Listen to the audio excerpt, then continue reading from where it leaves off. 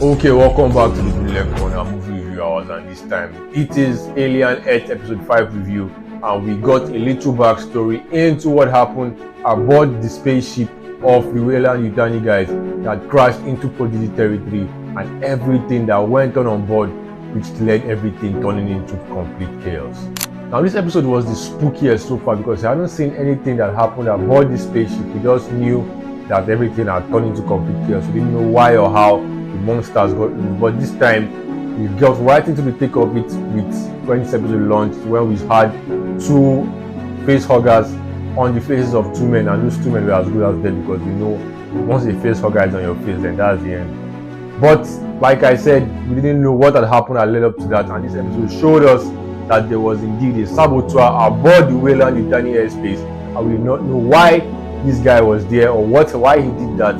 This episode led us into seeing what had happened that led us up to this moment.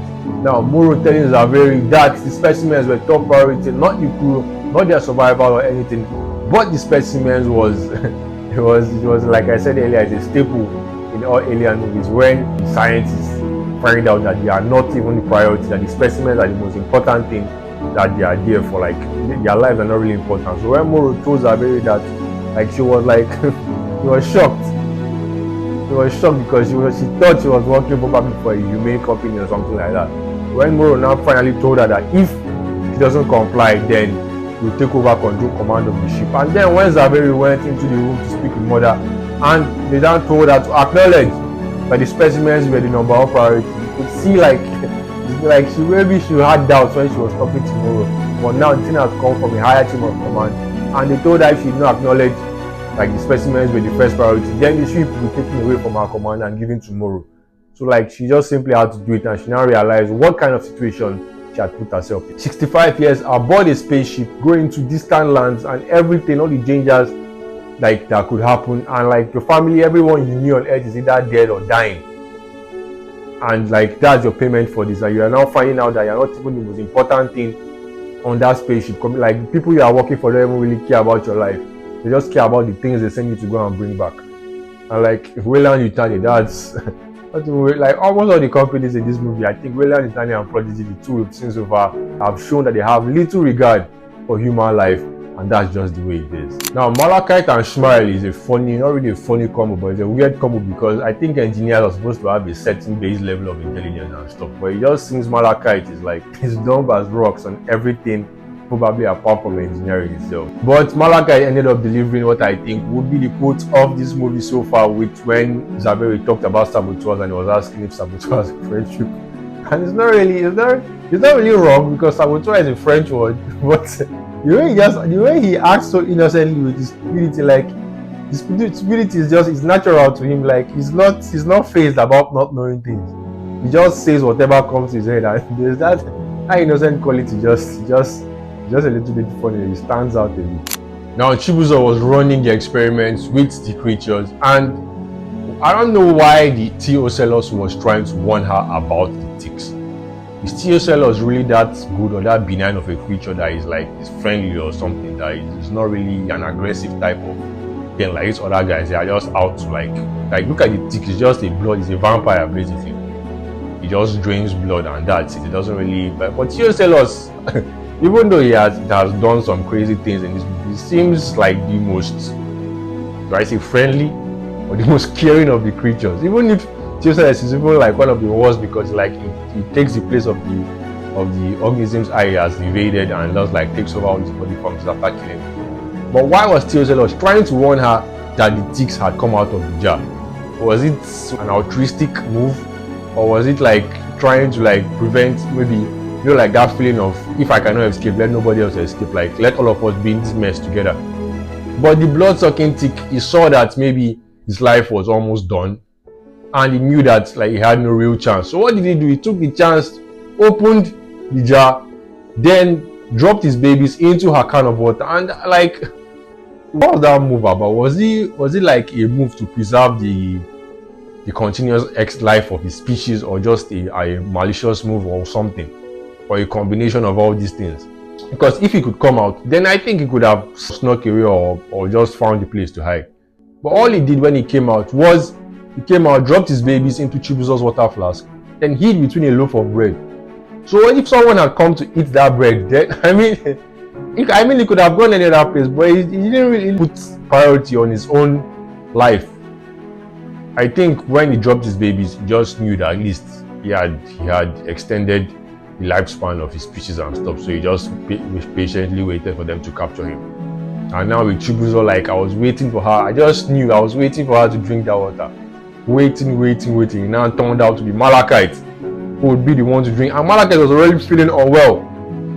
Because they had told them that there was a saboteur on board. Even without that, I think he was feeling quite unwell. Then he now added the ticks into his bloodstream. Wow, I can only just imagine the kind of torment he was in. They were sucking him dry from the inside. Oh, damn. So when we get to interrogations, where Moro is interrogating the crew of the spaceship to find out who is the saboteur, we now see that these guys are not really as innocent and as benign as they seem. Rahim has been stealing drugs from the spaceship and their medical cabinet to take home, because those drugs would probably be expensive to buy on Earth, or with any amount of money will be paid from this journey. Rahim has been stealing drugs and he's trying to play it off and lie and pretend as if he doesn't know what is happening. We now find out that Mr. Teng is not really a robot, he's just a creep with extreme pervasive tendencies. And he's the only one who knows how to crack the case, because he knows that someone has been cheating their cryosleep, because Mr. Teng himself has been going there at night to carry out some nasty actions of his own. So it is going there at night when everybody is presumably asleep, and he's seeing that one of the cryosleep chambers is always empty at night. Then I think that's the only reason he knows that someone has been cheating and dodging their cryosleep and pretending to be immobile for the duration of their journey. Now, with the betrayal of Petrovich, I thought there would be layers on top of it. Let's just put it that way, because I know, like, he did it for money. He wasn't going to get paid enough by Prodigy. That was fine. Doing it for money, sabotaging it, everything. But I thought there would be another layer of the betrayal. I thought maybe the video of him like speaking to Cavalier, maybe there will be a deep fake or something to blow whoever was investigating into a different direction, like just give it another twist basically. But it seems like, they're in space, they don't really have that much technology and to do stuff like that. But it seems it was just a raw video of him agreeing to sell out the crew and everything to the boy Cavalier. Now the boy Cavalier, he's almost on his way to a breakthrough of his own, creating a way to transfer human consciousness into synthetic bodies. That's basically you have achieved immortality. But it seems the lure of finding another species, of being like the first human basically to discover alien life, is way too great, that he has gone all the way to do this, pay someone else, a Wayland Yutani crew, to deliberately crash their spaceship into Prodigy territories.